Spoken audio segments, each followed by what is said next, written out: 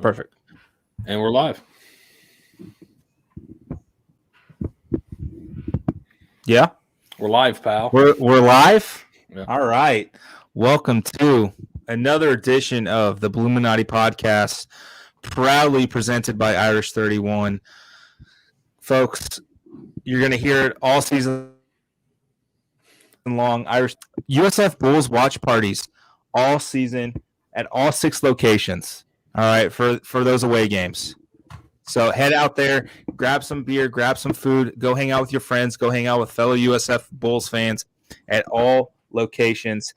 Seminole, Wiregrass, Hyde Park, West Chase, Oviedo, Sarasota, all of them. Just go hang out with fellow USF fans and drink, be merry, drink responsibly. And, you know, something else that's pretty cool here. So there's a Bulls bonus watch parties with Danielle and Magic 94.9. Saturday, September 25th, which is the BYU game. They will be at Irish 31 Hyde Park. That's 1611 West Swan Avenue, Tampa, Florida, 33606. They'll be there. And there's going to be Bulls-themed drinks and $5 16-ounce Yingling flight cans, wall-to-wall, flat screens and LED walls with the game on, sound up. It's going to be a lot of fun. There's a cardboard cutout of Coach Scott at every single pub. Share it to Instagram for a chance to win tickets to the next USF home game. Make sure you tag at Irish 31 Pub and hashtag Horns Up. Let's get it cracking, guys.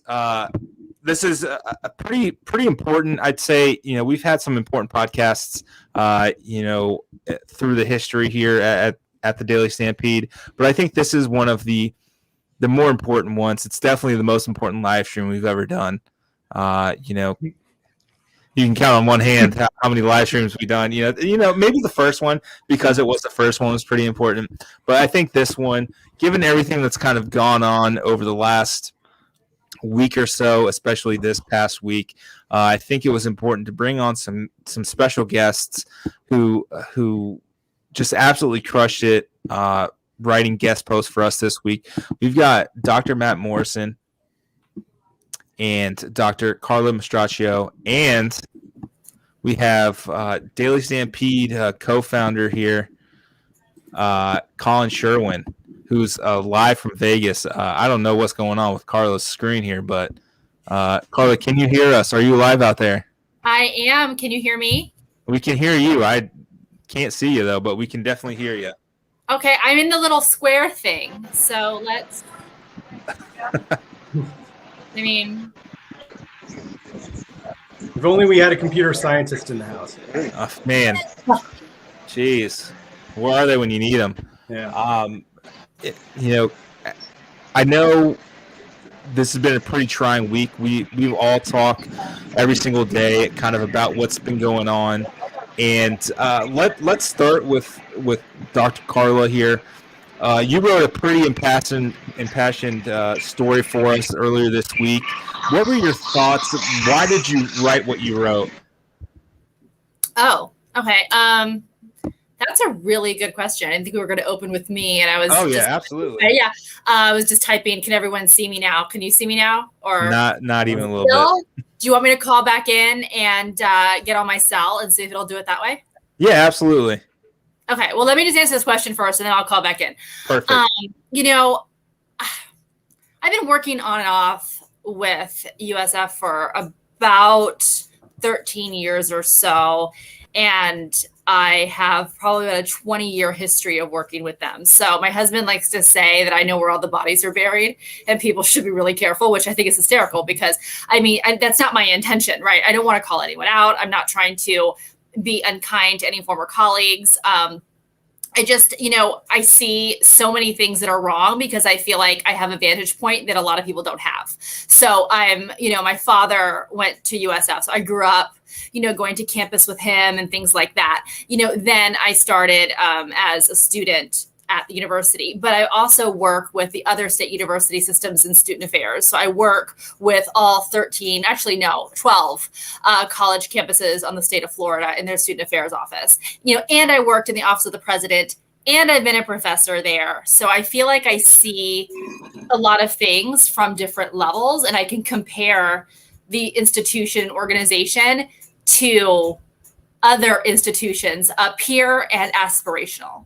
And I've taught everywhere from, community colleges to commuter schools to, just really large state research universities to private universities. So I also have a vantage point in terms of understanding student culture and different types of students in Florida, which students choose to come to, what universities, and then what they're like when they're there. And, it upsets me when words don't match deeds or words don't match reality. I'm a rhetorician by trade. I study language and how language circulates in culture. So, I know a con when I see one, and it's been going on for a long time. And I've been pretty vocal. I don't think anybody who knows me thinks I'm not vocal about that. So yeah, we'll let you get your camera fixed, and we'll go to Matt. And I want to come back to you because I want to pick your brain on the story that you wrote as well. Great, thanks. All right, Dr. Matt, you wrote something that I think will hit home for a lot of folks. I was surprised at the overwhelming positive feedback that we got from this. I was really worried about Jamie's story, and we'll get to that. He's not going to be on here because he is so far out. He's back in and then out again. So we'll get to that. But Dr. What was your thought process? You've always had a way with words, especially for us in guest posts. What was your thought process in making this one count and hopefully getting eyes, the right people getting eyes on it? Because it seemed like it hit home for a lot of people. Well, first of all, thank you for having me on, and you don't have to call me Dr. Matt. I'm different than Carla in that USF is an adopted thing for me. I was in the Navy for 6 years. I was a nuclear electronics technician in the submarine fleet. And I have a passion for veterans integrating back into society. And I see how many struggle when they come back in. And I struggled when I came back in, and I was trying to go back to college on my GI Bill. I was miserable at my first school. And I started asking around, and a lot of people would tell me some schools, and they tell me where they went. And they would say, well, you know what? If I had the opportunity to do it all over again, you know where I would go? I would go to the University of South Florida. They're the best school for veterans in the country, bar none. And I said, enough people I trust tell me the same thing. I'm going to take their word for it. So I went down to visit. It was September 2007, and fell in love with the place, fell in love with the campus, fell in love with the people. And in a stroke of luck, my very first USF game was the USF Virginia game. In 2007.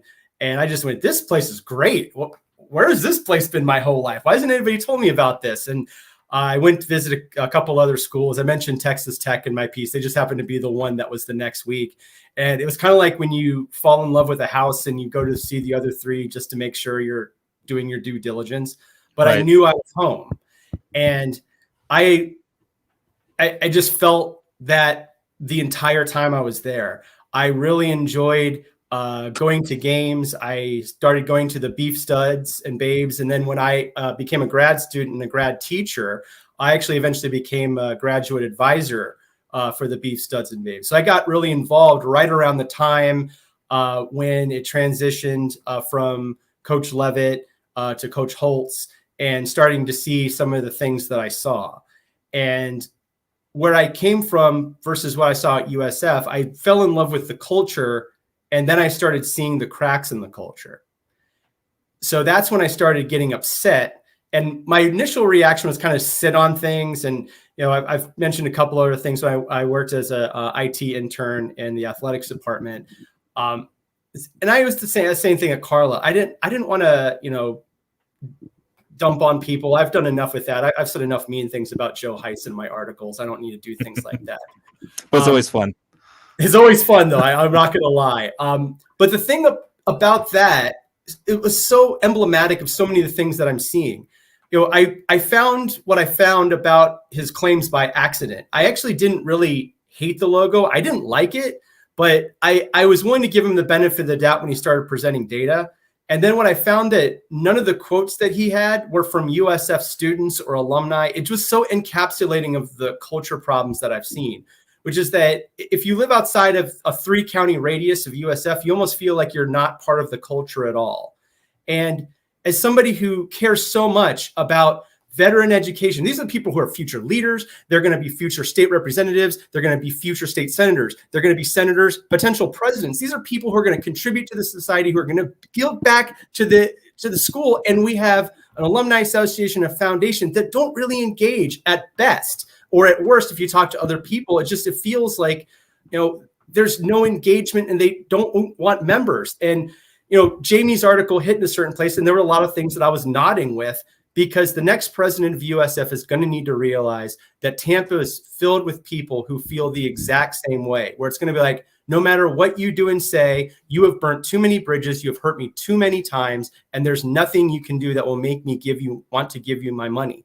So the reason I felt the way I felt is because it's a combination of that, like, toxic culture, but then you have somebody like Jose Fernandez, who does everything right, who's had every opportunity to leave and stays around. And then once UConn left for the Big East and he had that opportunity, he won the conference championship. I feel like that's something that a future USF president, if they're willing to put in the work and they know what they're getting into, would be able to cultivate that culture. But it's going to take time and it's going to take effort. And I think that is important for people to know that. And that's why I apologize for rambling. I see Carla's back on.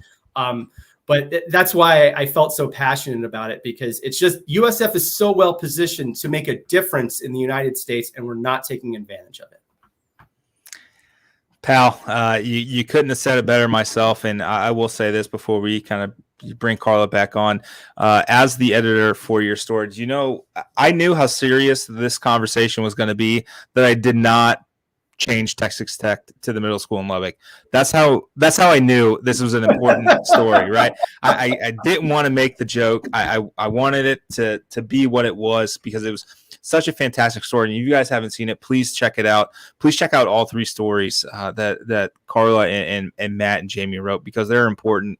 I know we had the groundbreaking today, and we'll get into that. And Will Weatherford boisterously proclaiming that we're going to have an on-campus stadium. We will get to that, I assure you. But I want to discuss further about what and why everything was written. And Carla, you're back on, and you made some really good points there at the beginning. I want to let you just kind of expound, and you know, the floor is yours. I know we've talked privately over the last few days about everything. If you want to get some stuff off your chest, if you want to help USF leadership go in the right direction with this presidential search, with anything going forward, the floor is yours. It doesn't even have to be about your story. Just people need to hear you talk more often. Oh, thank you. I don't think that's true, so I appreciate that very much. Is my audio okay? Can you all hear me? Yes. Cool. Okay. So I just want to start and say that, you know, I think that a president is really important, but I've seen, and I've been around the block enough times to know and understand leadership and organizational culture, that one person, unless they make strategic organizational changes, can't change anything. So you're not going to get this person to come in, and if they keep the same people they've had and try to lead them, they will fail. Or they're not going to be able to do anything, because when you look at in the Department of Defense, you know, we do something called a network analysis, and that's when you look at, you know, actual physical networks and the nodes of power, you know, within those networks and who wields power, you know, and then if you take out a node of power here, take out a node of power there, you know, the network should change or crumble, or at least morph into something else that's more manageable that you could do something with. That's the theory anyway, and it's been proven over and over and over again. And it's also been proven that toxic people, when you take them out of positions, you know, can really change an organizational structure and a culture. Even just removing one person can help. And I think at USF, you know, for me, working, you know, in the president's office for a while, working in senior administration, working as a visiting professor, you know, being intimately close with lots of different departments and seeing it from that perspective. There are a lot of toxic people. We can talk all day about how that was created and why they're there. I can certainly talk about that, but that's not what I'm here to do. They're there and they need to be removed.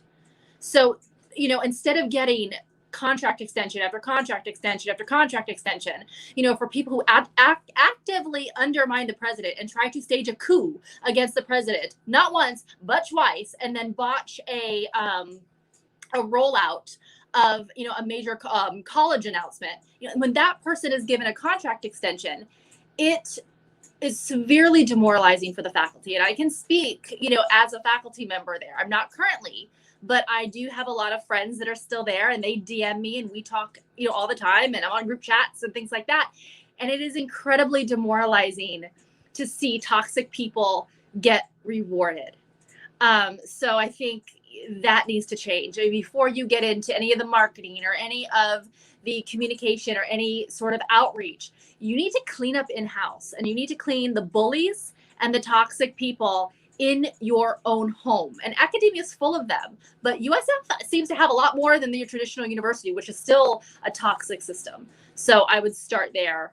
Second thing is aesthetics are really important. If you haven't read the book Aesthetic Intelligence, I would give that to the president and be like, hey, he or she, go read this, because it matters. How something looks communicates a brand, but it also communicates an ethos, and that matters. So I would challenge every single person who's going to push back on that to say that's superficial, that's bullshit. But anyway, can I curse? Is that not?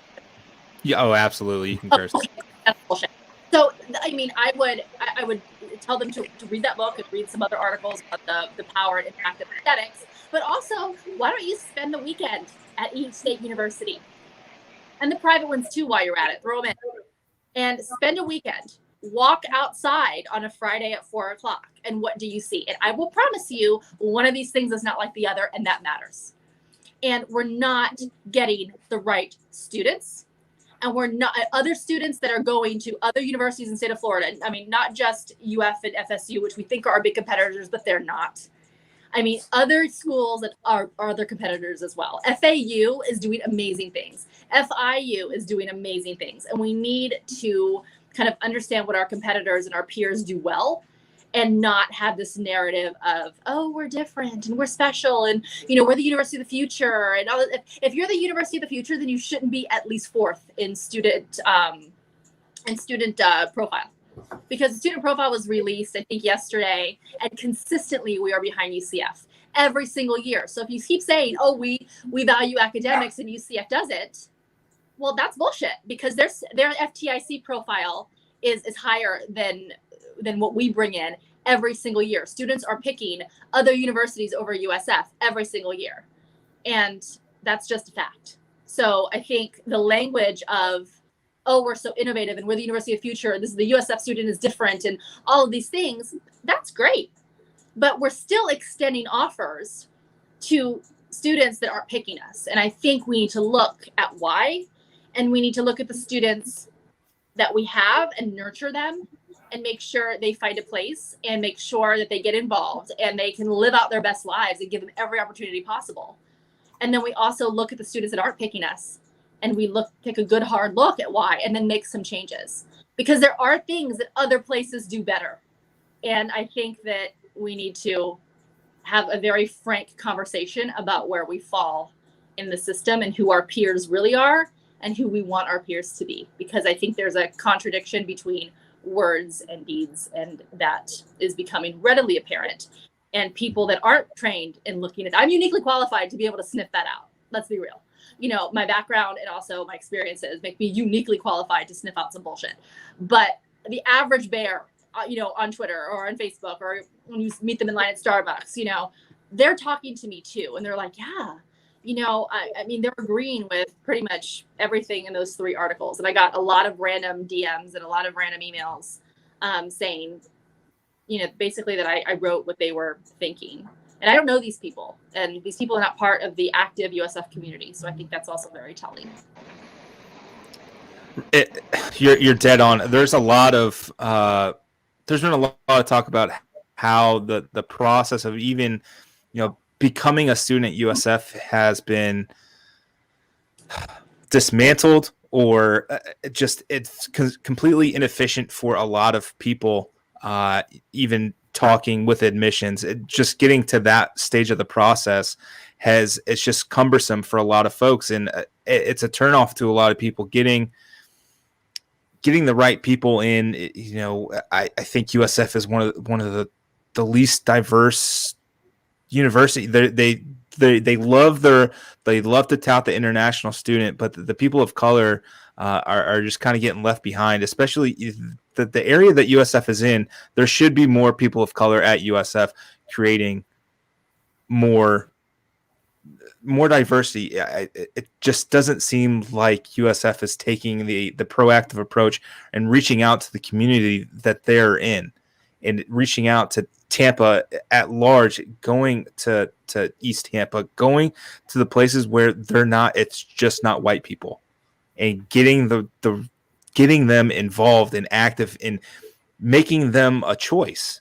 So that's where a lot of our issues kind of stem from, just the systemic complacency through the entire university. That I know I'm not the smartest person on this panel. I would never dare think about it, but it just being the stupid herder, I like football guy, you can see it. And the doctors, and even Colin, even though you're old and grody and out in Las Vegas, you know as well as anyone what USF hasn't been able to do over the years. So I want to get your thoughts, Colin, on Matt and Carla's stories, and your thoughts in general as we kind of hope to move forward from here. Well, I've known Carla basically my entire adult life, and I've known Matt on and off for a while, and I've certainly known Matt's opinions about what's going on for a while. None of what they said is a surprise to me.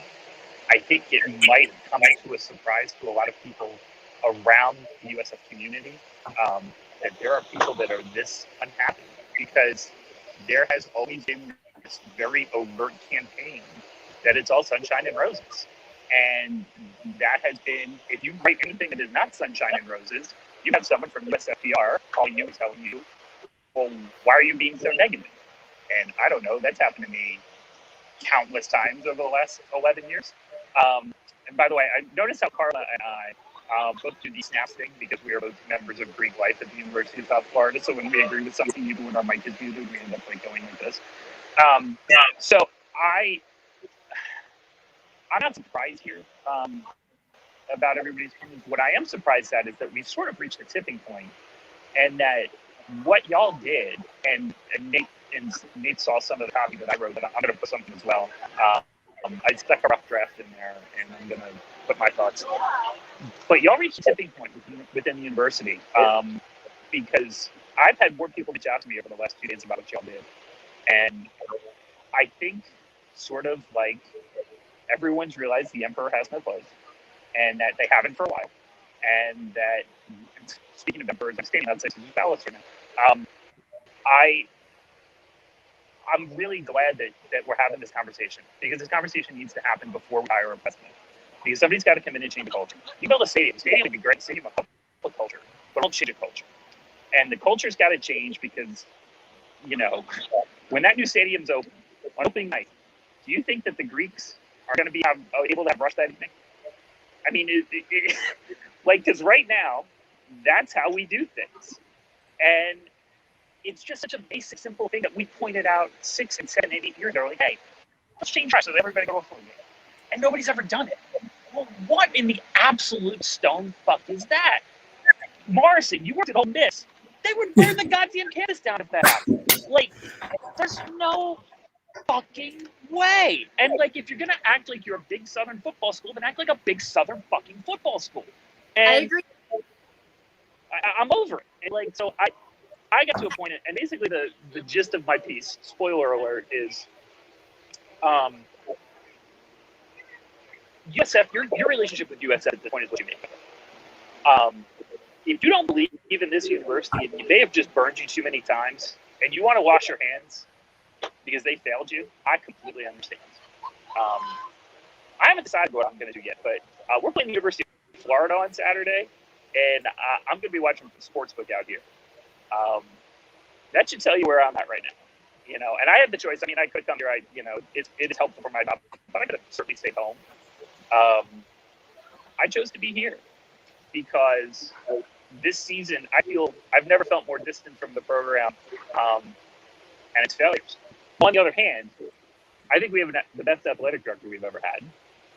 I'm not giving up on Jeff Scott yet. I think, it is early. I don't like the quarterback moves, but I think, assessing a guy after 10 football games is probably not the way to go. I see a lot of things in our Olympic sports that are positives. I see a lot of things around campus that I think are positives. The academic side of school, look, UCF might be getting into the Big 12, and that's what all of us care about. But if it came down to the AAU, they'd laugh UCF out of the room, and they'd probably say, well, USF, you're actually better than several schools that are already in this AAU. And that matters. That's what we're supposed to be here for. That's important. So there's good things and there's bad things. But I understand if people want to check out. I totally get it. I don't know what I'm going to do, honestly. I'm not going to be like Jamie, and I'm always going to root for USF. I'm always going to want them to win. But maybe my relationship with the university changes in some way, shape, or form. I don't know. So that's kind of where I'm at. And however people feel is however people feel. Carla, Matt, has the recent, weeks or months, has it changed what you guys may want to do? I've kind of wrestled with this. We've kind of tossed around, what the future of the blog's going to be like going forward, because I mean the opportunity cost, the amount of time that we sink into this with limited or no return for this football product is. Hey, listen, if the SB Nation settlement check is anything, I did more time at SB Nation than you ever did. So I have the main question I think we need to start asking. I was a victim of the statute of limitations. So my question is, what is USF's actual vision as an institution? Carla hit it right on the head. There's always this talk of we're the university of the future, we're the university of the future. But if it's just the university of the future, then we're never actually going to get to our goal. Yeah. What is the goal of the university? If a student comes here, what should be our goal for them other than just a diploma and a job? So let me just go back and say, I think from their perspective, and I say their perspective, that's a really broad brush. There's a lot of amazing people who work there. They might not be 100% happy, but they work there and they work hard there. But I would say that I think the culture of that university is not just to paint and give the best version possible, and give this rosy picture of everything, which I think that's true, but it's actively lying. And I don't like that. Right. Because I'm in communication, and then I'm in PR, and I media train people. I media train people for the military all the time, and rule number one: tell the truth. There's different ways to do that because of legal and things like that. But when I say, women are coming to me, or I know the advisors in Greek organizations, and they're like, yeah, our girls can't go to the first football game, and it's heartbreaking for these girls who are first year of college. They're all excited and they can't go. And then the dean of student life or dean of student affairs or whoever, comes back and says, no, they can go. And I'm like, no, but there's clearly a disconnect. So let's work on bridging that. And they don't do that. Or then I call them out and I say, hey, why don't we move recruitment to right before school, like most other schools do. There's some schools in Florida, there's 3 or 4 that don't, but the overwhelming majority of schools in Florida do it before school. And then they say it's because they want to preserve diversity and inclusion, and they don't want to be exclusive. And that is confusing to me. And no one can explain to me why. It seems like a talking point without substance, because if it's more money, then that's a different story. If it's time, that's a different story. But no one can they seem to dismiss our questions. So if it's really to help people who are socioeconomically disadvantaged, I think, we have an honest conversation about that, because there are people in organizations that are socioeconomically disadvantaged too. So it doesn't make sense. And I'm really sick of getting answers and getting talking points that don't make sense. And from somebody in communication, that really drives me absolutely nuts, because I know the real answer. And then I know what you're telling me, and I know the way you're telling it to me. And it's just, don't insult my intelligence, you know? And I think people are really, really, so I think we need to, I don't want to say clean house, but yeah, there needs to be people who are removed or moved from the, we need to get people in those roles that want to help students and say, what do you want? Where do you want to go? What are the things that you like? That's what most of my friends tell me, and I have one that's really fun, he just Robinson. And she tells me that all of her little students do, and you have her happiest plan, and they're all involved in activities like that. And the ones that chose to go to USF go to class, and they go back to their dorm. Like, it's consistent. So whatever, is they're not. I taught international relations, and I happened to have a bunch of engineers in my class because it's a gen ed class. So this advisor ended up putting a bunch of people who were engineering, you know, in my course. So I had out of 50 something, I probably had about 30 that were in the College of Engineering. And, you know, I asked them, what do you do for fun? Like, what clubs are you in? Are you going to go to football this weekend? Are you going to go to basketball? And then nothing. And they're just like, no, we have to study. And it's like, okay, school comes first. That's awesome. But there are schools with better first time in college profiles. And there's schools with quote unquote smarter students that have more of a student life than we do. So we cannot use that as an excuse. We accept disengaged students and we make them disengaged once they come here. And it's a combination of those two things that I see happen. You know, I just think we're creating. Hold on, Here, I'm going to jump in for 1 second. I'm going to say something, and my phone's about to die, and I just want to get two things off my chest. And then we go. Following up on your point, I went with Andrew Goodrich about 5-6 years ago after we had terrible attendance at a football game to be named later. And Dr. Matt knows Goodrich is very well as well. We walked into every Greek life meeting. I said, you need to walk into the Greek life meetings and go hit these kids up directly.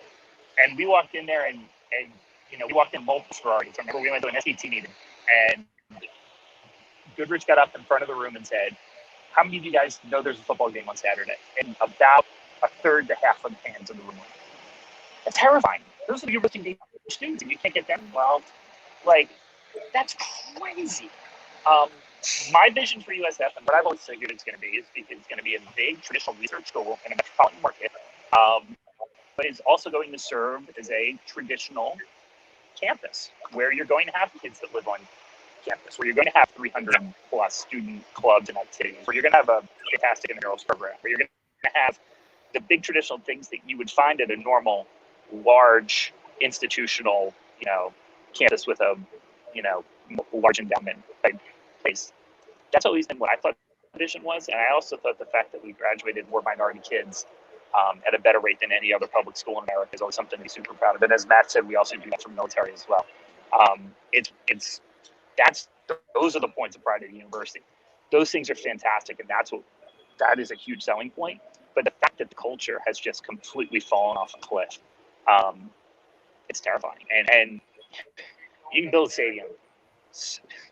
We need to hire a vice president of culture. You know, vice presidents of athletics are important, and provosts are important. And there are a lot of academic people that need to go, but somebody needs to be the damn minister of culture for the University of South Florida. And that has been taken away.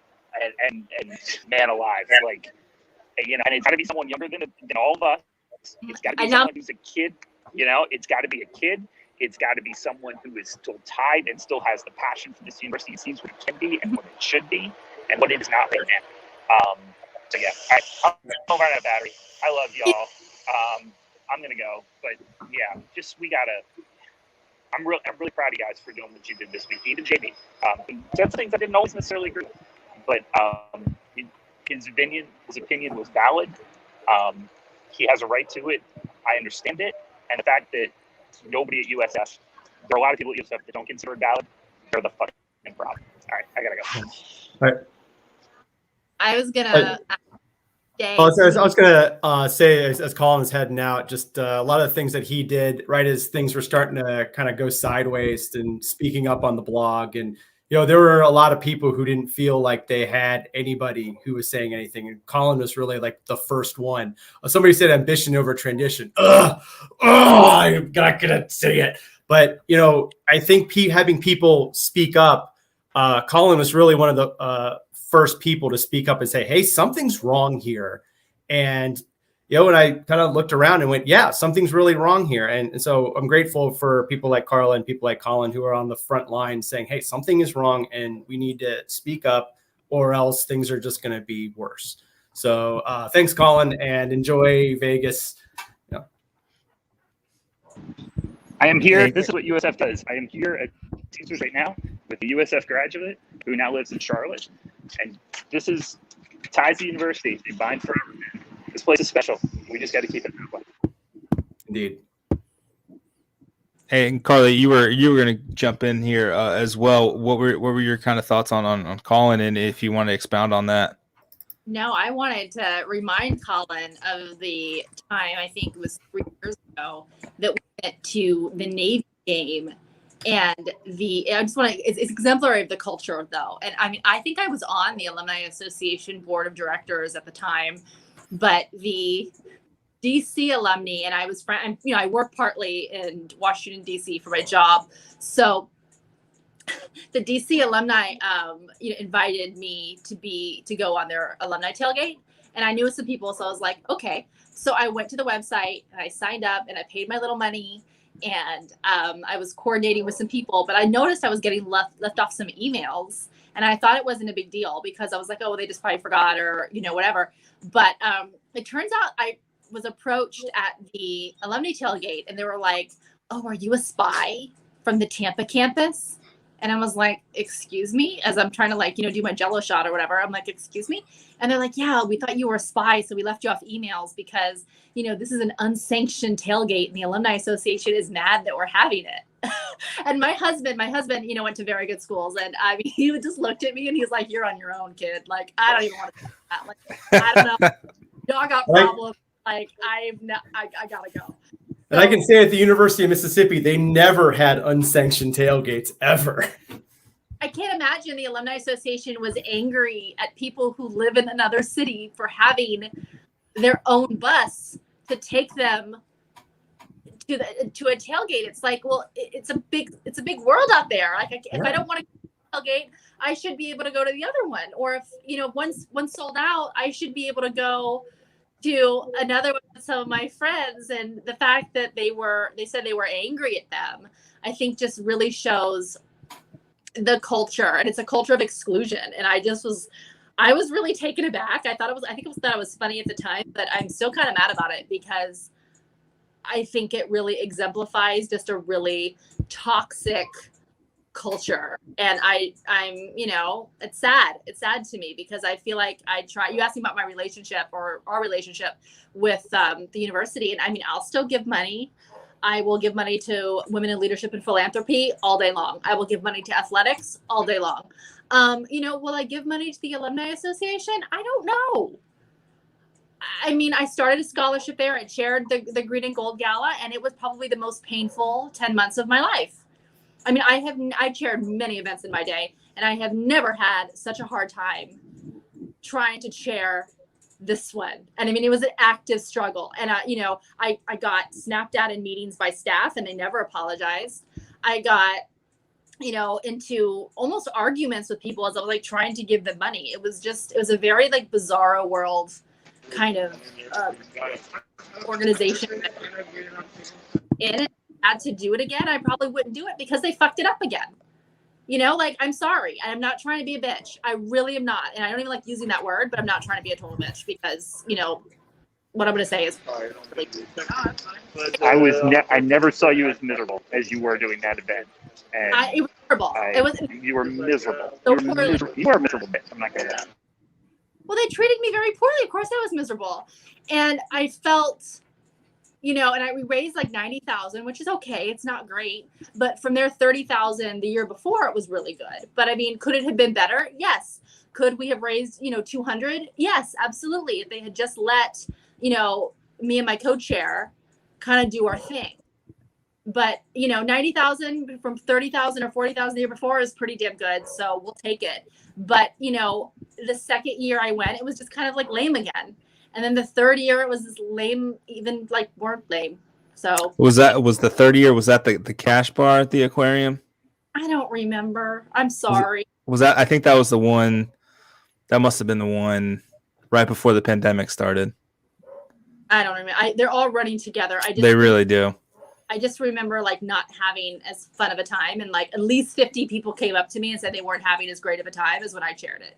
So I'm not sure if it was the year after or 2 years after. I don't know. I'm sorry. My timelines are really off.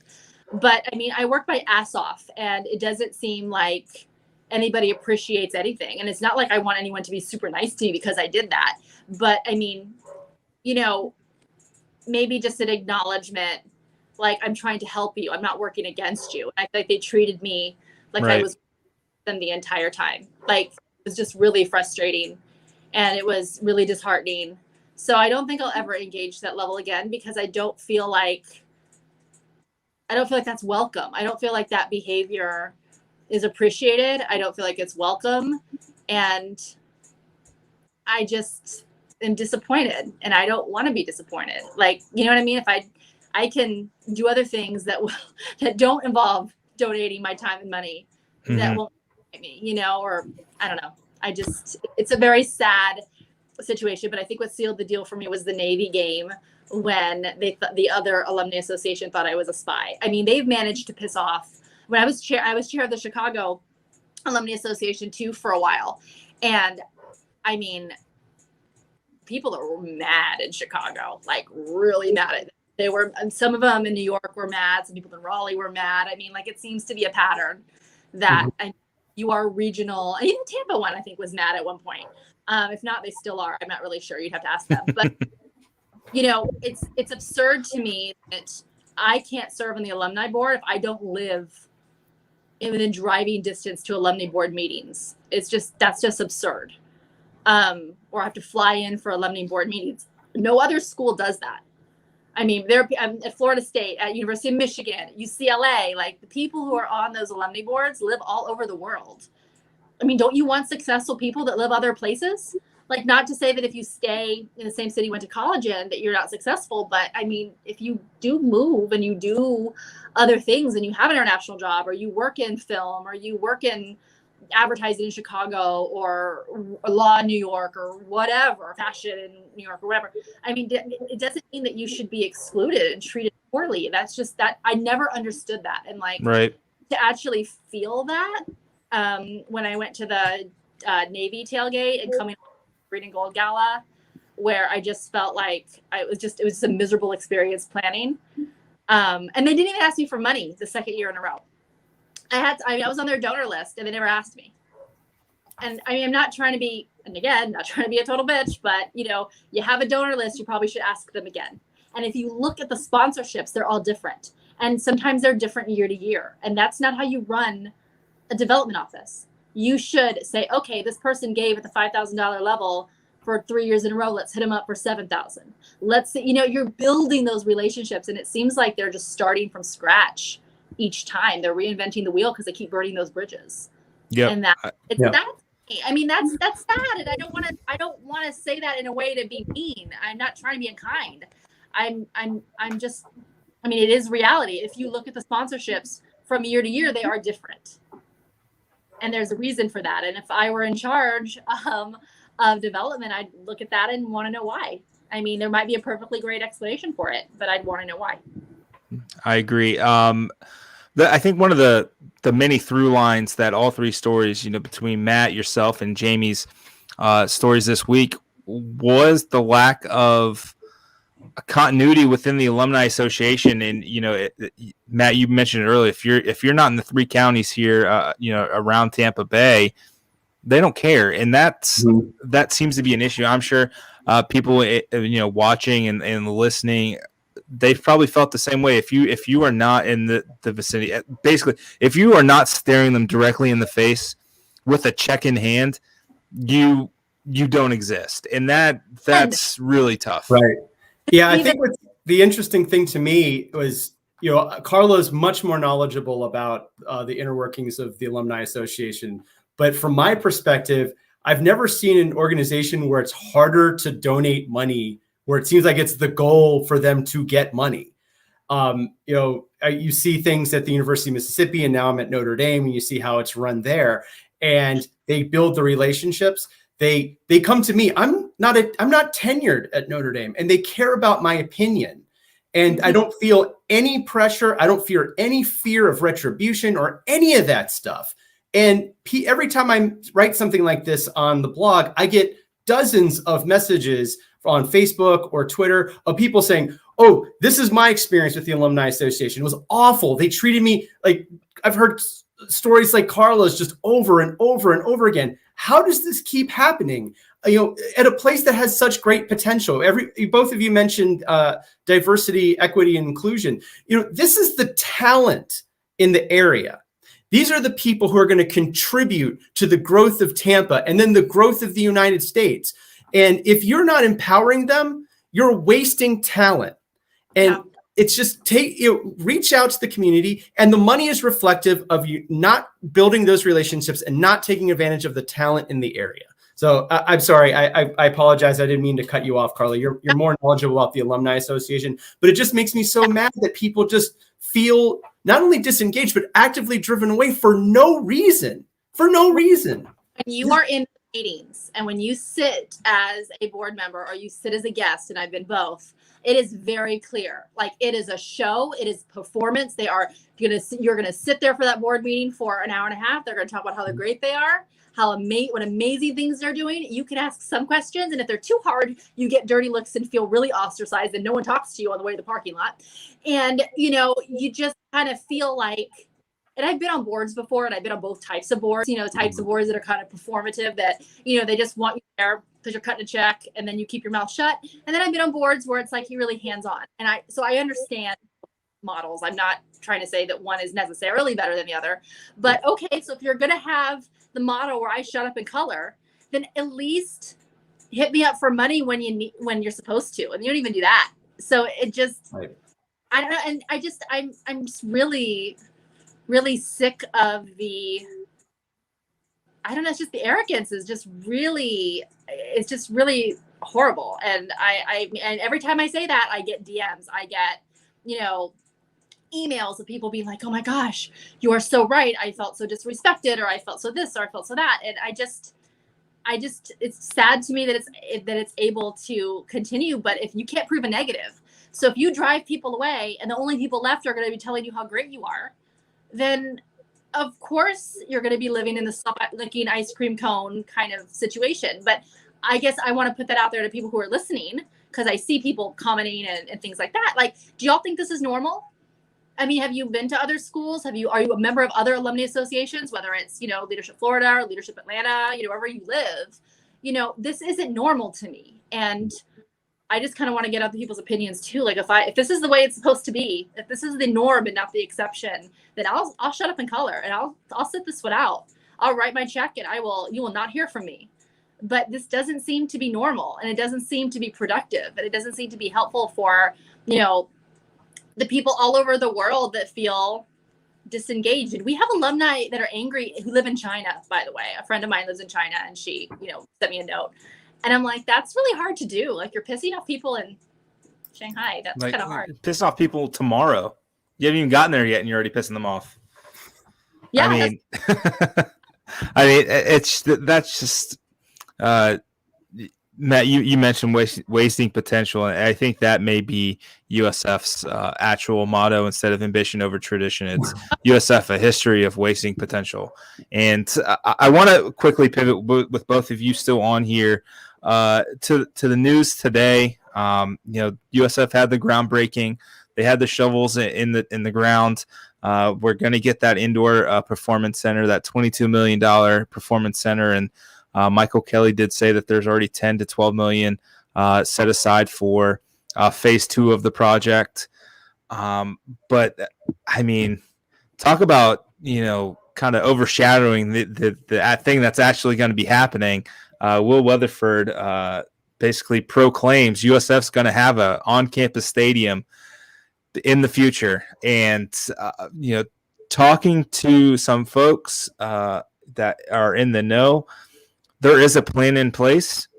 They wouldn't announce this if they didn't have a plan already. I assure you, Will Weatherford's not going to stick his neck out like this if there's not a plan in place. No politician would ever be this declarative ever, unless they know that there's something of substance behind it. no matter if it's minuscule or not, there's some substance behind it. And I mentioned on Twitter today, typically, I say typically because at USF, nothing is ever truly typical. Typically, you don't announce these sort of things unless someone has already given you money toward this thing. And that's the grain of hope that I want to take from this. There's likely some money already being put aside for this. But the question I have for both of you, they've clearly had this planned out for a while. They were going to announce it today regardless.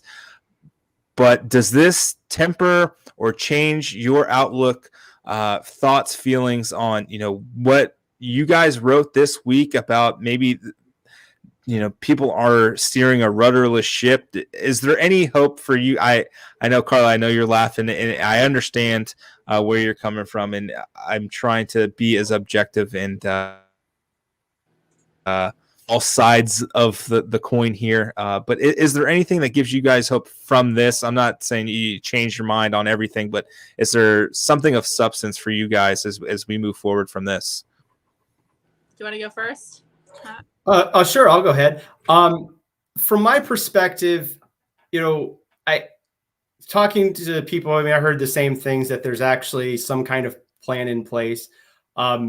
It's something that was needed considering everything that's going on with conference realignment. The big thing is that the news about ever since Oklahoma and Texas announced their move to the SEC, the question was, well, what are we going to do?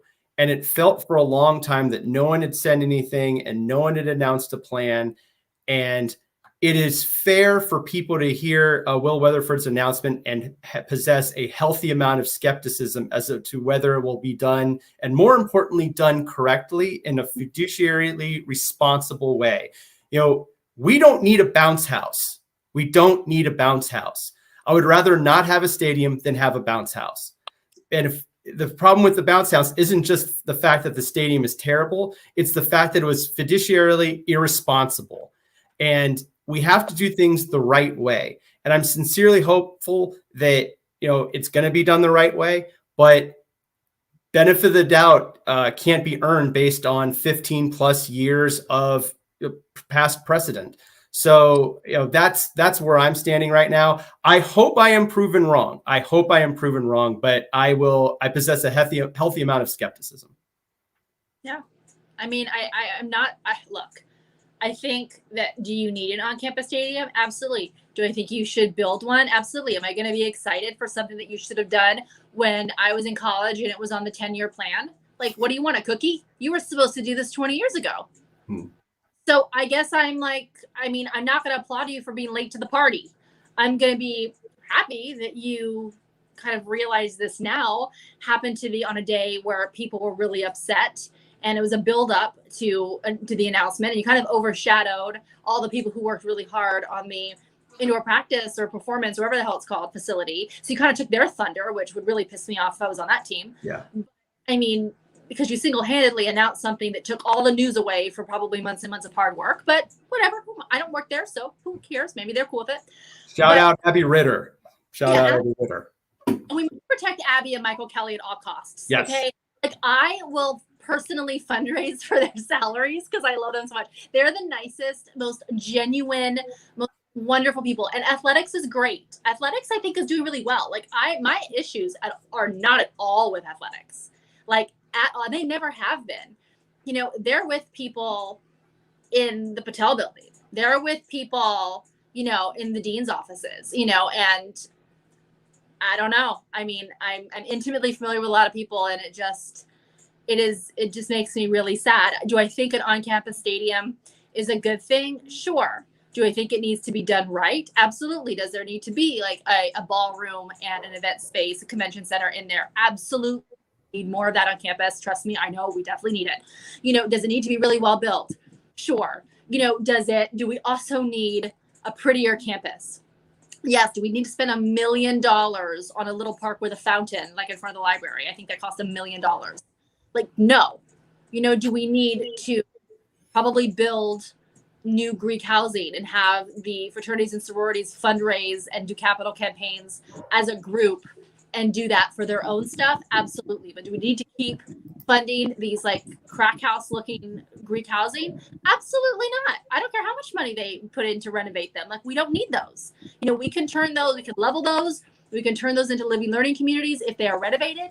But right now, like, they're just not serving a purpose. They're not attractive. They don't have spaces for alumni to park, for alumni to park. They're not inclusive. They're kind of walled off from the rest of the university. I mean, it not only looks bad, but it's just not an inclusive space. So you can't have, what I'm saying is, you can't have one without the other. You can't have an on-campus stadium without great student life and a great student culture. So you have to build the right dorms, and you have to build them in a way like urban planning style that encourages walkability. You have to make the area safer. And before anyone comes out after me for telling me that USF is a very safe space, I know that I was told not to wear my engagement ring when I worked there at the president's office because somebody was going to come and like rob me in the parking lot. I was told that by multiple people. And I knew a woman who was punched because some like kids or whatever decided to steal her iPhone and punched her in the face as she was walking to her car at 4:00 on like a Thursday.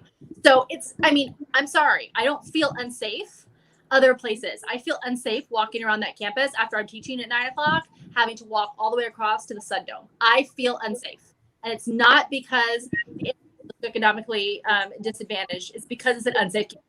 Do I feel unsafe walking from Soho to my house? Yeah, sometimes I do that. I do feel unsafe too. So it's not a question of it being, you know, a socioeconomically deprived area. It's a question of it just being, you know, unsafe and in a kind of a hot spot where some things happen. So we need to clean that up 100% in terms of making it safer. We need to work with the local community to make sure these little mom and pop places are supported and they feel loved and they don't feel gentrified. You know, there's so many languages being spoken in around like Fowler Fletcher Avenue. I think it was like 64 languages or something insane. You know, that's diversity is a strength.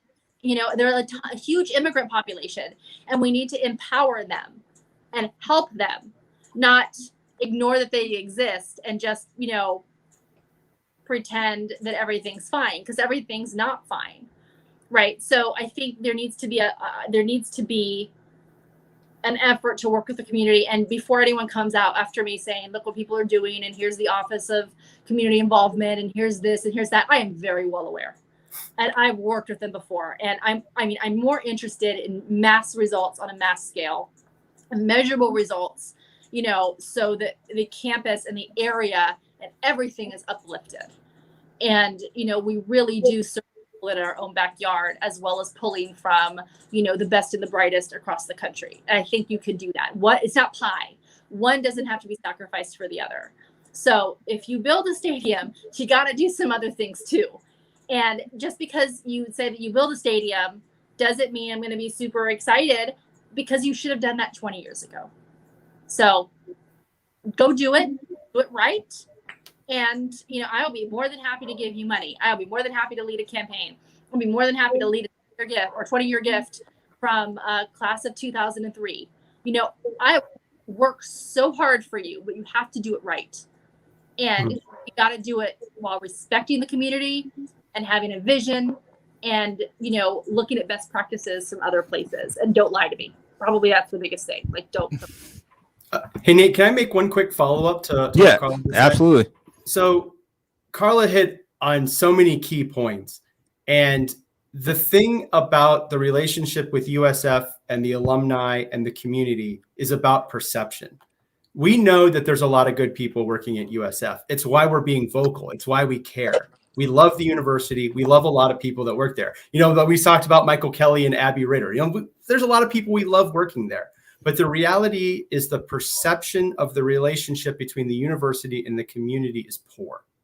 And regardless of whether or not you're like, well, you know, we're trying this and we're trying that, that's all well and good. But you have to recognize that that's how people perceive you.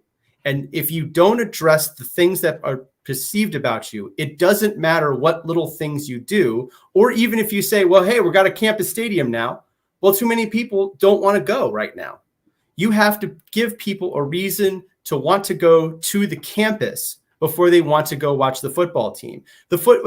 we remember when Willie Taggart was here, they went 11-2, and there weren't that many people in the stands. It didn't have anything to do with the football talent. It had a lot more to do with the relationship between the university and the community. And how that gets done, finding these power nexuses and making sure the power nodes and finding the right people, putting the right people in the right places. However it needs to get done, you have to recognize that kind of perception. And if that's not going to happen, then there's nothing that 1 or 2 or 3 people can do. Agreed. I want to thank you both for your great stories this week on the Daily Stampede. Again, make sure you guys check them out. They were fantastic, and for coming on and taking some time to speak with me. I truly appreciate it, and we'll have this up. Probably tomorrow. I think we're gonna talk a little bit about the Florida game, but I wanna thank Carla and Matt here for hopping on, and you guys are truly treasures and relieved of your duties tonight. You guys did fantastic. If you want to stay on as Seth, Vito, and myself kind of break down this Florida game, by all means. But you guys, I really appreciate it. If you just want to become an audience member and just hang out, you guys are more than welcome. But I truly appreciate both of you jumping on and discussing the most important thing that's going on right now at USF is changing the culture, and this is an important step. And I know a lot of people on Fowler Avenue heard you guys this week. Yeah, thank you. I appreciate that. And I just want to add one more thing. It was a really good culture. I feel like it was, I made amazing friends and I had amazing memories. It was really fun. And I had the time of my life in college, and it was a really great culture. And, I hope that it can get back there again, because I just love the memories I had, and the people who work there are really great. And I think they're trying really, really hard. And I don't know. I hope that we can get some of that mojo back. Me too. And Nate, thank you for everything that you and everybody at the blog does. And it's great. And I think you all do a great thing. I'm going to hang around for a little bit because, Seth's killing it with everything it does with the analysis of the games. And yeah, I'm the type of person who really struggled to fit in when I was a kid. And the Navy and USF were like the first 2 places I really felt like I fit in as a person. And I want so many people to have that same experience that I did and that Carla did and Nate that you're having. And yeah, anything that we can do to make that happen. It's why I felt compelled to speak up. So thank you for the platform. And I'm going to shut up and let you all talk football. Absolutely. Well, I appreciate it. Make USF fun again. Absolutely. Appreciate it, Carla.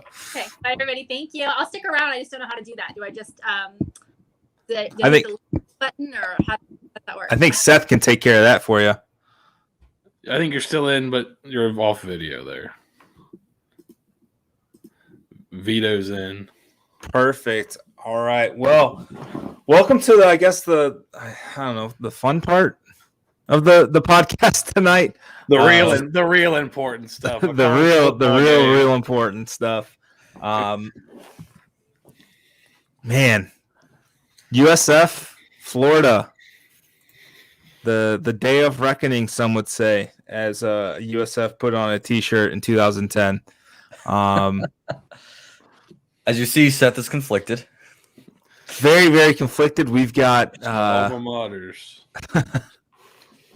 We've got Seth Varnadore of Alligator Army, I guess, joining us on the pod tonight as well. He's a hybrid, truly a bull gator hybrid. Seth, how many Gators have to be out with COVID before USF can win this game? Oh. I'd say probably a good amount of linemen. That'd probably be helpful.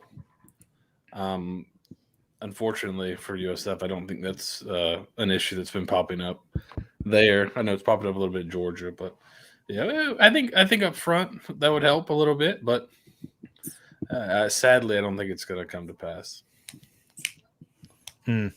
That's unfortunate. I think USF is a 29-point underdog. The last time I checked, can USF cover the spread this week? We thought the line was a little weird last week, and I guess it was weird in the wrong ways for most folk. That 45-0 blowout was nothing to sneeze at. Florida did have their struggles against Johnny Ford and Willie Taggart and the FAU Owls. Seth, what can we expect from Florida? They've got their own quarterback issues ahead, but let's kind of focus on their defense. What do the Gators do really well that's gonna just piss off USF fans for 60 minutes? They're really good up front. They're probably one of the top defensive lines in the SEC, I'd imagine. They're going to be up in that top group along with your Georgias and your Alabamas. So I think that's probably their strength is up front on defense. They've got some really good pass rushers. I think they have 3 transfers that are all graduate students or super seniors. So they got some grown men from Penn State, 2 from Auburn on the defensive line in the middle, and then a bunch of guys that can rush off the edge.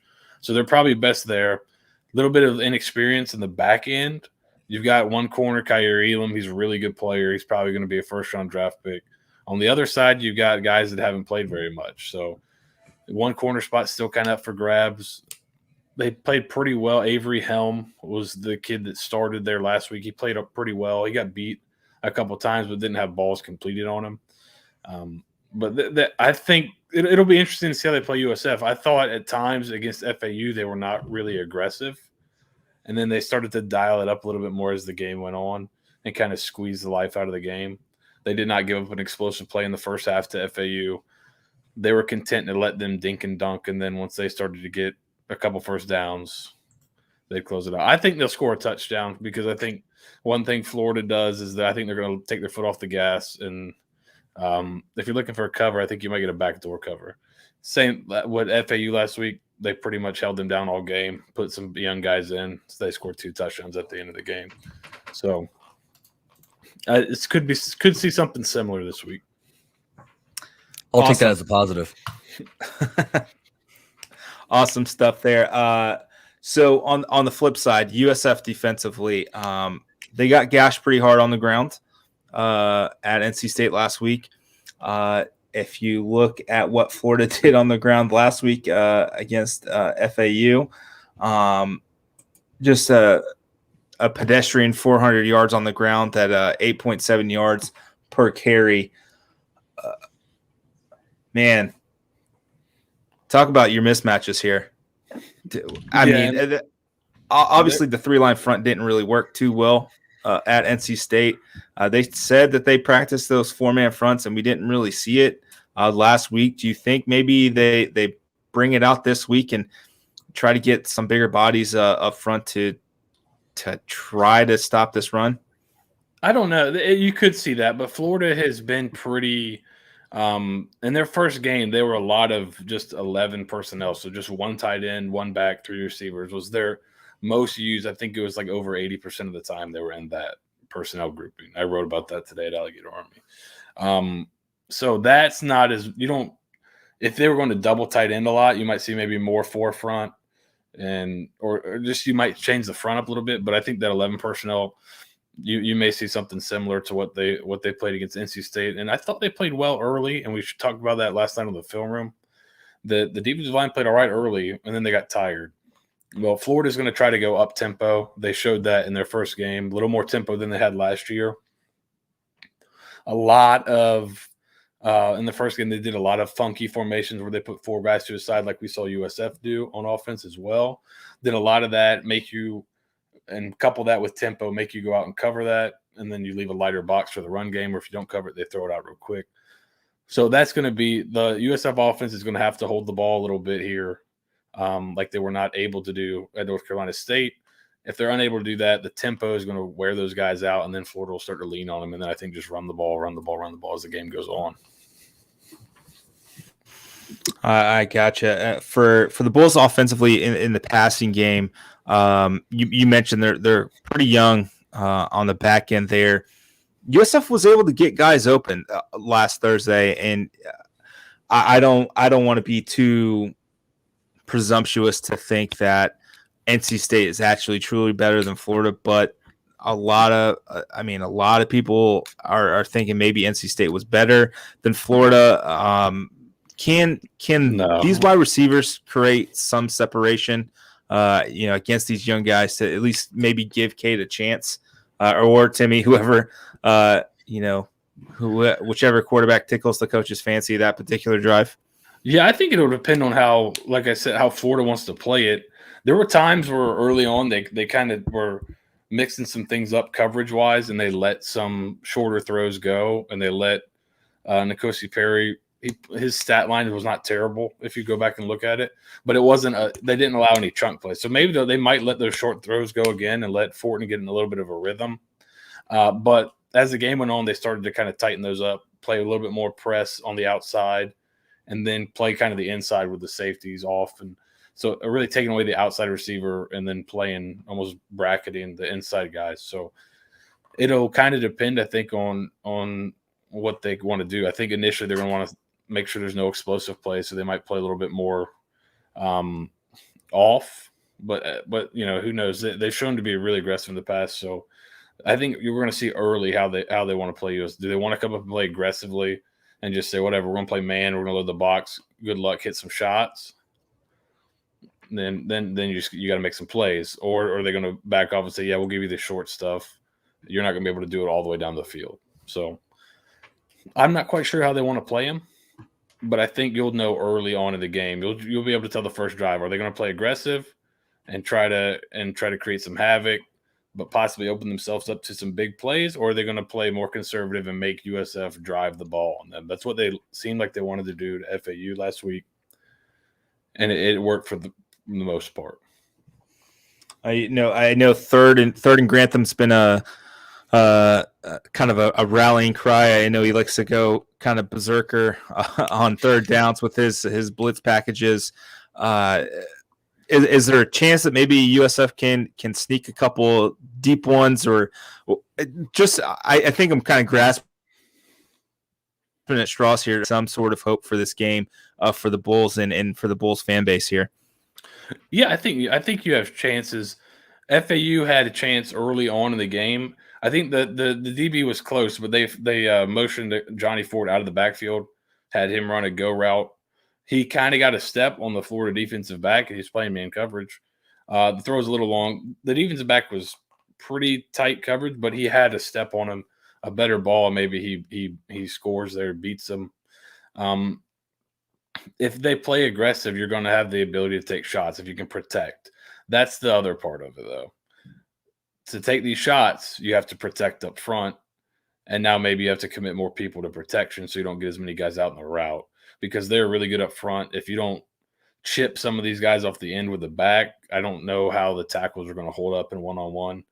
So it's kind of a double-edged sword a little bit. They can use that really good pass rush to kind of get you out of maybe taking those shots, because they're going to come after you pretty hard. I gotcha. And I wanted to this is the interesting part of Florida right now, is their quarterback situation. They have two pretty exciting players that I think the coaching staff really believes in.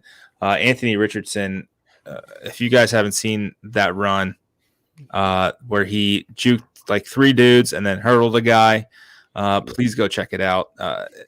Just a truly incredible, just a football play. And him and Emory Jones splitting time.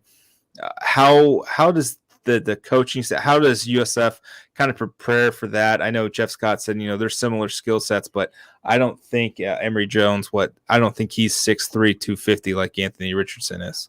No, and I was going to say, I don't know if Jones is faster either. Anthony Richardson's kind of a unique freak of nature that could probably be playing like rushing too, and be a high draft pick there. He's super twitchy. We talked about it last night. I think he ran like over 20 miles an hour, was tracked at on his long run, which was top 5 in the country, and everybody else that was on it weighs like 190 pounds or less, and he's on there like 240. He's a unique unique freak of nature. But Emory Jones is a pretty strong runner himself. What will be interesting to see how they play it. So they had a plan going into the game and they told the broadcasters this, and the broadcaster talked about it before it even happened. Dan Mullen said Anthony Richardson is coming in the third series of the game, no matter what happens. They just he did that with Emory too in the past. When Trask, he'd say he's coming in this drive no matter what. Sometimes he'd put him into a competitive game. Sometimes Florida was up and it didn't really matter. But he likes to go ahead and kind of script it out beforehand. Emory played well before Anthony Richardson came in. Emory kind of took a little bit of a dive. I think he started to press a little bit and try to make some big plays. And then that's when he started playing poorly. So we'll see if they kind of FAU did a similar thing that Florida did. They kind of wanted to take away the explosive pass play, make Florida dink and dunk it down the field, and just see if they would do that. And Florida was content to do that in the first 2 drives, went down the field and scored. Third drive, they're going down the field again. Richardson gets his helmet pulled off. Emory comes in, tries to force in a tight window in the red zone, gets picked. Then kind of similar, wouldn't just take what they gave him. When they did that, they went down the field and scored. When they didn't, they had trouble on offense. So we'll see how patient they stay, and if USF kind of makes them stay patient like FAU did. Yeah, and Eric, I was just about to bring that up. Any thoughts that USF goes 2 tight ends to chip the ends? I believe it was Mitch Brinkman who said in his media session, I think it was just yesterday, kind of discussing that there was some 2 tight end sets that they just didn't really get to last week with Chris Carter and Gunnar Greenwald. It just never came to fruition. I think we even talked about the tight ends last night, Seth, about what they could potentially do. We saw Chris Carter with like a killer block on one play in the game, just like driving his dude 10 yards downfield. So they've got some guys that can play. The problem when you do that is, unless now they say they've been working on it, so it could be a part of their offense they just didn't get to maybe. But if you go 2 tight ends and just want to chip, that'll help your pass protection. But now you're getting less guys out in the route, getting less guys free released out in the route. I don't know if that's a way they could go, but all their run game stuff you could do with double tights. It could help you a little bit. FAU did some double tight stuff. They used them both as wings and did a couple things. So they'll have some film to see how Florida lines up to that personnel grouping a little bit. But I don't know how much of an advantage it gives them. It would help with the pass rush. So it could help them kind of with that. And then also using the big running back, Mangum. I'm assuming that's kind of, they brought him in for that kind of pass protection, big body roll. He's going to have to help with that too.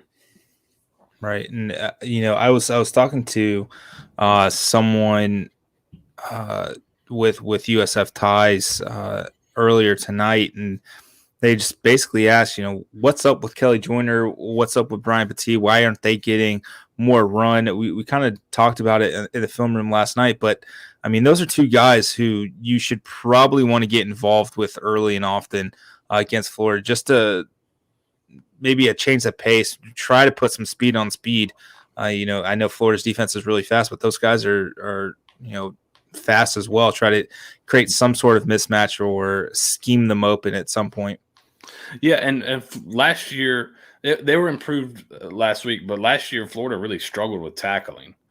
So I think get those guys in space, make them prove that they've improved in that area. FAU didn't really do that. They got Johnny Ford had an okay game. He didn't do anything special. I mean, if you watch how he was talking after every play, you may have thought something different. But he played a pretty decent game, but no game-breaking plays, nothing huge. But he was able to kind of find some holes and some creases, get lost behind some of their linemen for some runs. And that's kind of what those guys did well last year in Battie and Joyner, especially when you pull those guards. Those guys get lost a little bit, and then they spit out, and you don't even see them coming. They're going full speed. It makes it tough to handle. So I'm a big proponent of those guys. I like them. I'm all about getting explosive players the ball in space as much as you can. Do that, and good things will happen. So, yeah, put your most explosive guys on the field, get them the ball in space, and let them kind of go to work.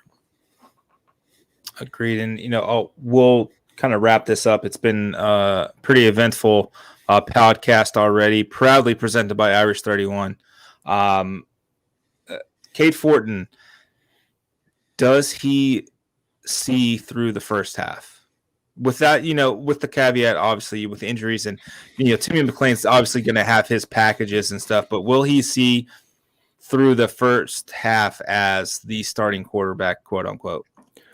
Yeah, I don't know if you can answer that based on, what we've heard this week. So I would imagine that he'll get the start. They'll probably have a playing time to bring in McClain. It seemed like they had that last week, and they kind of jumped the gun on it. They just felt like they needed to go to it quicker than normal or quicker than they anticipated. So maybe they have that something earlier. Because like Florida did, they kind of went to it the third series. They had a pretty good idea how FAU was going to play them. And then you put this other package in early. And now you can see, are they going to play this any differently? And if they are, well, maybe I got some advantages with this look. Or if they do play it differently, well, maybe that provides me an advantage as well. So, so that's kind of how you can kind of look at it. So hopefully, I think if they do play McClain, it's early. And then you got to get a look at what how Florida's going to play him, because I'd imagine it'll be a little bit different than how they play Fortin. But it's hard to answer if Fortin's going to be the guy to make it through. I would have told you 100% yes last week before the game, and it didn't turn out that way. So I agree. This prop question here: will USF score more will they score more points than Andrew Stokes has punts? Yes. What would the line be for you to be like, maybe not? Like over under 7.5, 6.5. Yeah, I think they'll score. I think they'll score a touchdown. It's hard to get shut out 2 games in a row. But if any team could do it. And, I mean, you can still turn the ball over too. So that's also true. I think they'll play better. I think Florida's.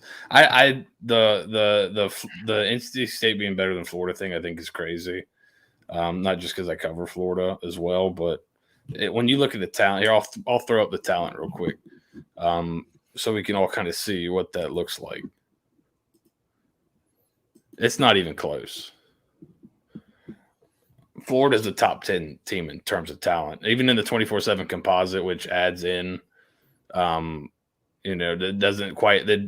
changes the ratings based on transfers. So some guys were like a 99 coming out of high school. Maybe they're only a 90 after they transferred. They're still 7th in the composite. North Carolina is 32nd, or North Carolina State rather is 32nd. Florida's more talented. Now, I think is it possible North Carolina State ends with a better record than Florida? I think that is possible, depending on what Florida gets at quarterback. But to say they're a better team, I don't think that's accurate.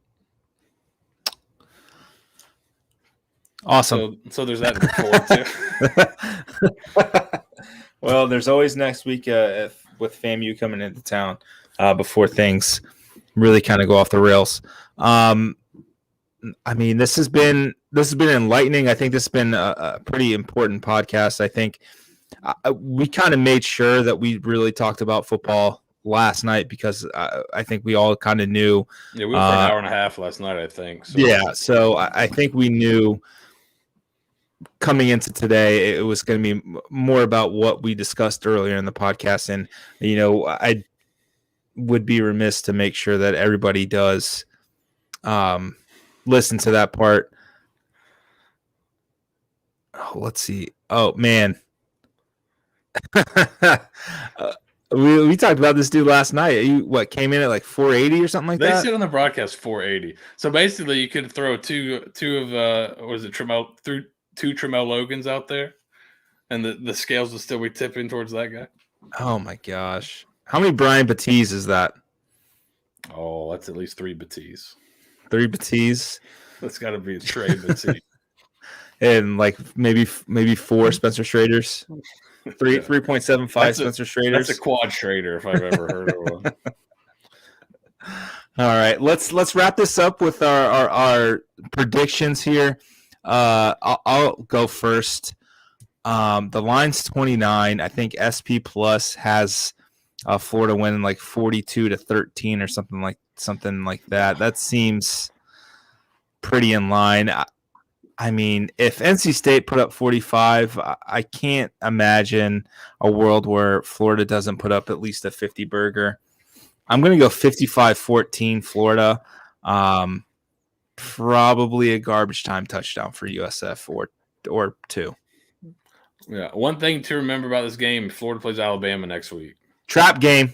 So yeah. So there's that element, and then how much are they gonna once if they get up? How much are they gonna really want to just pour it on? I don't know. Some people would say they're better quarterbacks than backup. So when he comes in the game, they think maybe they'll be better. I don't know about that. I've been thinking 41-13, something like that. I think a late touchdown by USF. This Florida team, I want to see more from their offense before I think they're going to go out and score a ton. But I think they can kind of get in that 40 range, which is quite a bit. But I think 41-13, something like that, is possible. But that's a cover. That's a big cover. That's a cover right there. Man, I got fooled with the cover last week. I was thinking 45-10. I think you're right. Some garbage time points. But, I mean, these dudes are going to run for a bunch, and that's probably all they're going to end up needing. Yeah. One thing that I say one thing about 100 different things, but Florida's their passing game was terrible against FAU. They didn't really try to do it a lot, but it was not good.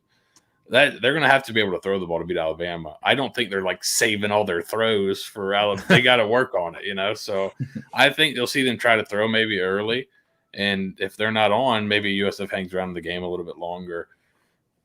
But they've got to get that fixed before they play Alabama, because Alabama will crush them if they're one-dimensional, because they're not good enough up front to just roll Alabama. That's not going to happen. So. Right.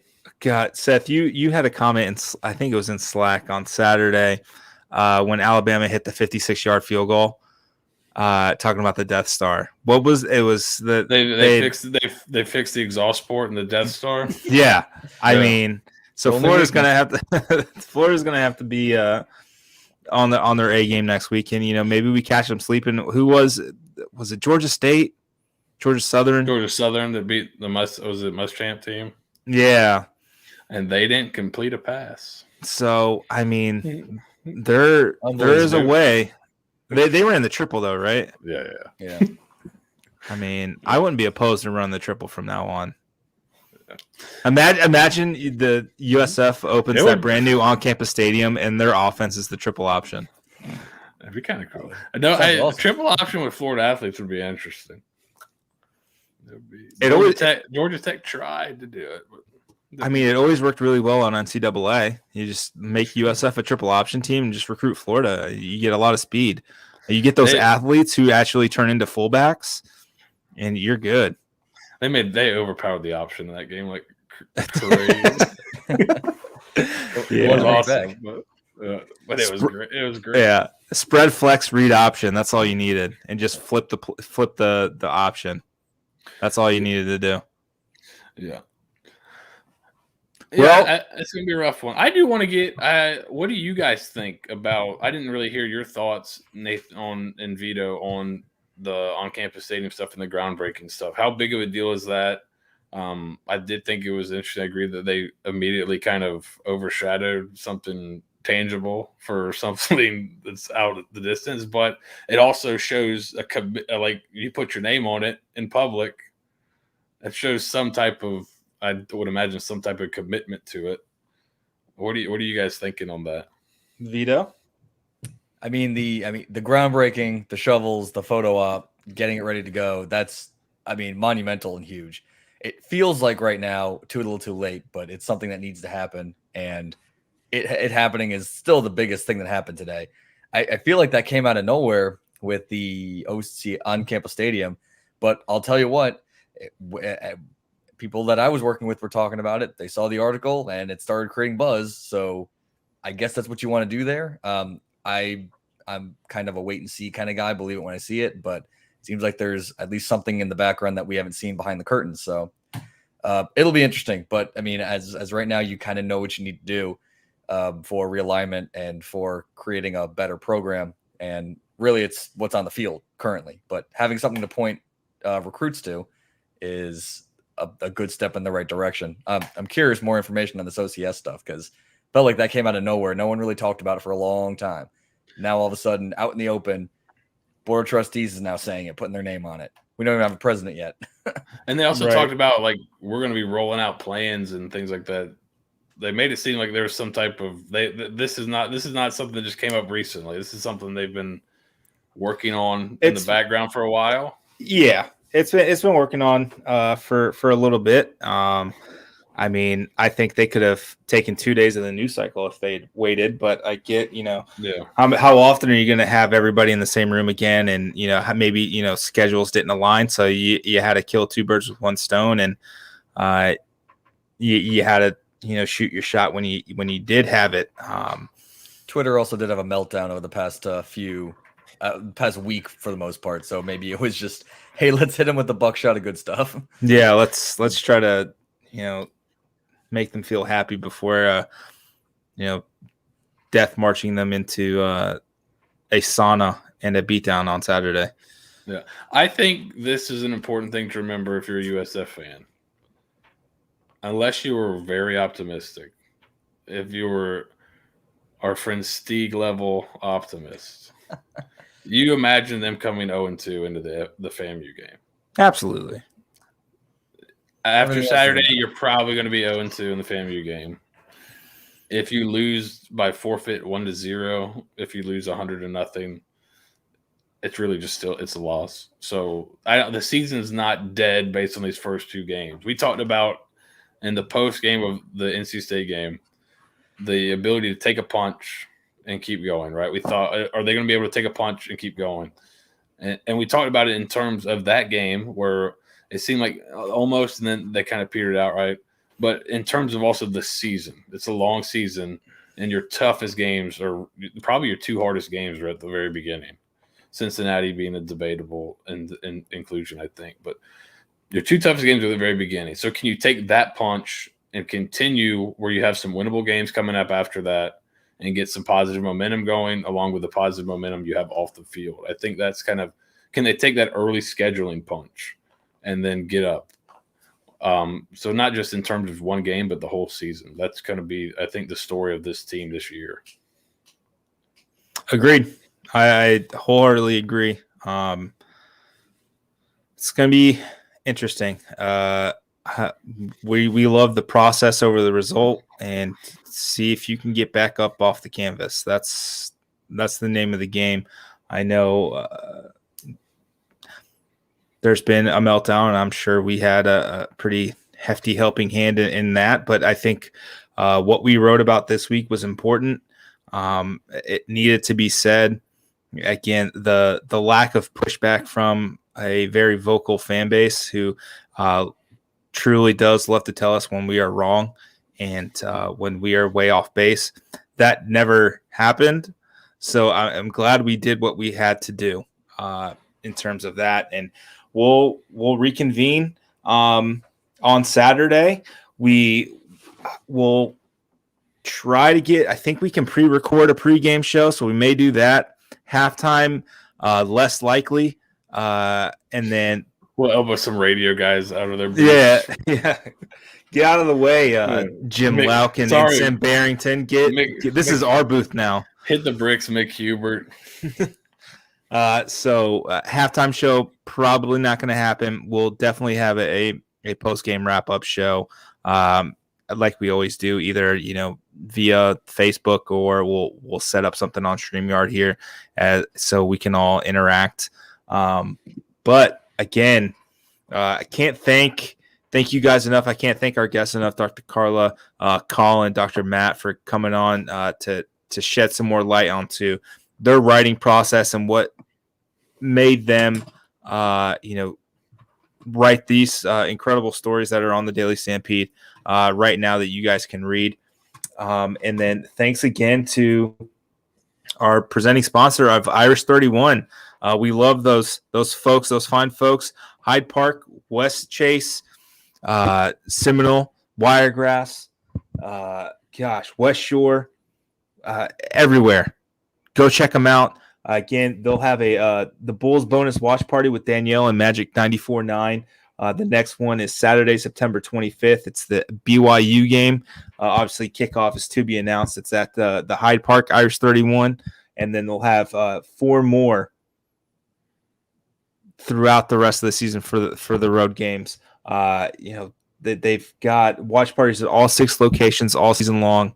Wall-to-wall flat screens, Bulls themed drinks, $5 16-ounce jingling flights. And you snap a picture with Coach Scott, the cardboard cutout in every pub. Share it on Instagram for a win to win tickets to USF's next home game. Make sure you tag at Irish 31 Pub and hashtag Horns Up. Again, can't thank them enough for what they're doing. Please go check them out. They have great food, great drinks. They've got trivia. They've got bike runners club, everything, mimosas, all day mimosas on Sundays. Just absolutely incredible place. Absolutely. Irish 31 Pub Stadium eventually. Let's do it at Publix Field, at the Leroy Selman football facility. Name it all. Let's go. Again, this has been Nathan, Seth, and Vito for the Bulluminati podcast, proudly presented by Irish 31.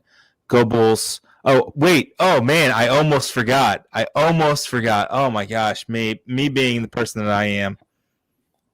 Almost forgot. We have 3 pairs of tickets to give away. Whew. Man, I'm so glad I have it. I even had it pulled up on my phone. All right, we have 3 tickets, 3 pairs of tickets, 2 club session tickets that were kindly given to us by Eric Carlson, who's out of state, and then Matt Cole and oh my gosh, I'm going to forget the next guy. I can't remember feed. I think it was my Twitter. Yeah, I think it was. I'll have to find it. I will make sure we get the thanks out in person. But for the first set of club seats, we told you guys to donate to Alexis Belchman's GoFundMe as USF softball player is battling a brain tumor, brain cancer, is having surgery on the 16th. We said donate, screenshot, and you will get entered into a drawing for these tickets. And we're going to do that real quick. It's going to be a lot of fun. Let's see. We've got first up. Let me see. Hold up. Sorry. This is riveting content. Paula Rainey, congratulations. You have won 2 tickets, club section, to the USF game this Saturday. Paula Rainey, congratulations. You have won. Sherry Lane, you have also won. Congratulations. You have won 2 tickets to the Florida game with club seats. And finally, T-Rav-B at unentitled_Trav, you have also won 2 tickets to the Florida game, courtesy of really, really tremendous fans who decide to give out those tickets. We'll have tickets to give away all season long. We'll have tickets to give away for the FAMU game. I appreciate it. Again, for Vito, Seth, and myself, this has been the Bulluminati podcast presented by Irish 31. Go Bulls. Be safe.